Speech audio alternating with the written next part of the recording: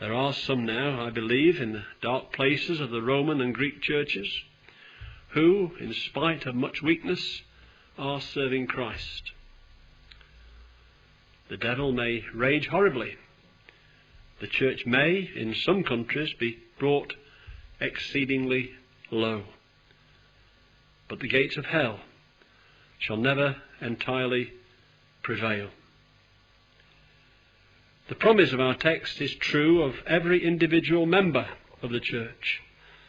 Some of God's people have been brought very low, so that they despaired of their safety. Some have fallen, sadly, as David and Peter did. Some have departed from the faith for a time, like Cranmer and Jewel.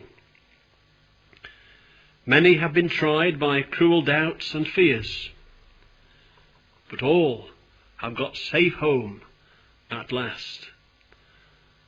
The youngest as well as the oldest, the weakest as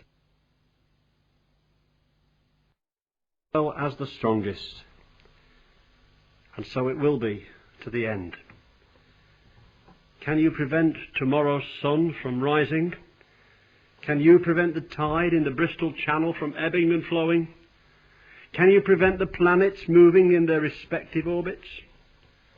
Then and then alone can you prevent the salvation of any believer, however feeble, of any living stone in that church which is built upon the rock, however small or insignificant that stone may appear. The true church is Christ's body. Not one bone in that mystical body shall ever be broken. The true church is Christ's bride. They whom God hath joined in everlasting covenant shall never be put asunder. The true church is Christ's flock. When the lion came and took a lamb out of David's flock, David arose and delivered the lamb from his mouth. Christ will do the same. He is David's greater son. Not a single sick lamb in Christ's flock shall perish. He will say to his Father in the last day, "Of those whom thou gavest me, I have lost none." The true church is the wheat of the earth. It may be sifted, winnowed, buffeted, tossed to and fro, but not one grain shall be lost. The tares and chaff shall be burned. The wheat shall be gathered into the barn. The true church is Christ's army. The captain of our salvation loses none of his soldiers. His plans are never defeated. His supplies never fail. His muster roll is the same at the end as it was at the beginning. Of the men that marched gallantly out of England a few years ago in the Crimean War, how many never came back? Regiments went forth, strong and cheerful, with bands playing and banners flying, laid their bones in a foreign land, and never returned to their native country. But it is not so with Christ's army. Not one of his soldiers shall be missing at last. He himself declares, "They shall never perish."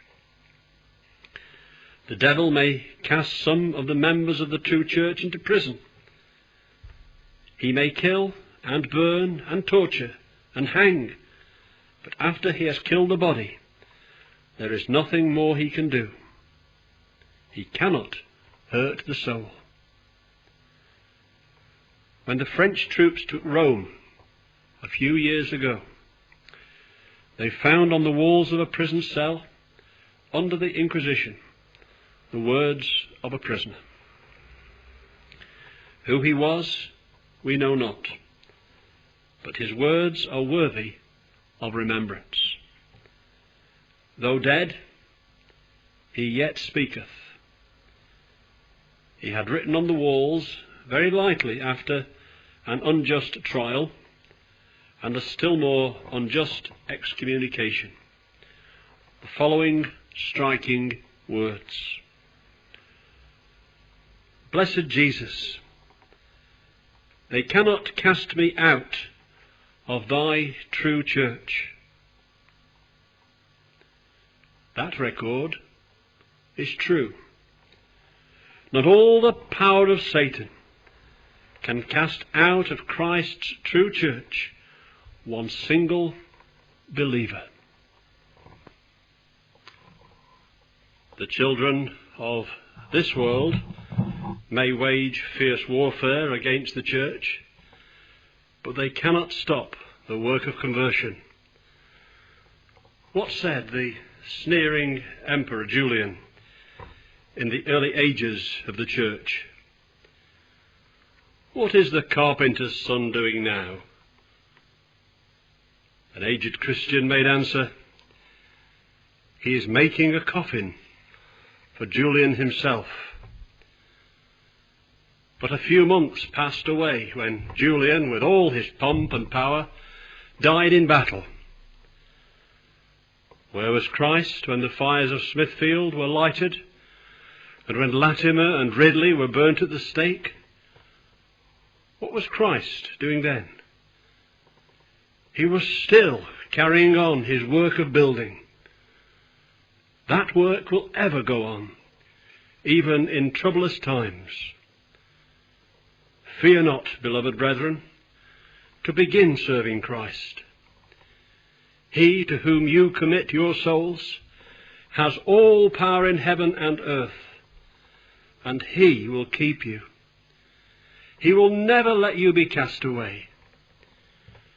Relatives may oppose, neighbours may mock, the world may slander and sneer. Fear not, fear not. The powers of hell shall never prevail against your soul.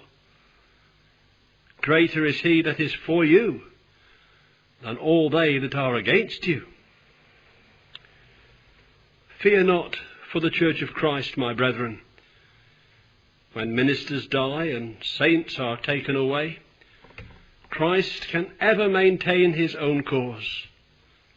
He will raise up better and brighter stars. The stars are all in his right hand. Leave off all anxious thought about the future. Cease to be cast down by the measures of statesmen or the plots of wolves in sheep's clothing. Christ will ever provide for his own church. Christ will take care that the gates of hell shall not prevail against it. All is going on well, though our eyes may not see it.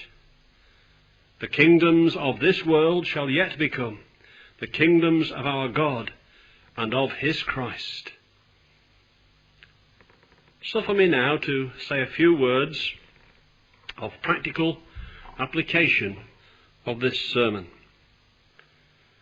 I speak to many whom I speak to for the first time. I speak, perhaps, to many whom I speak to for the last time. Let not this service conclude without an effort to press home the sermon on each part, and indeed on each heart.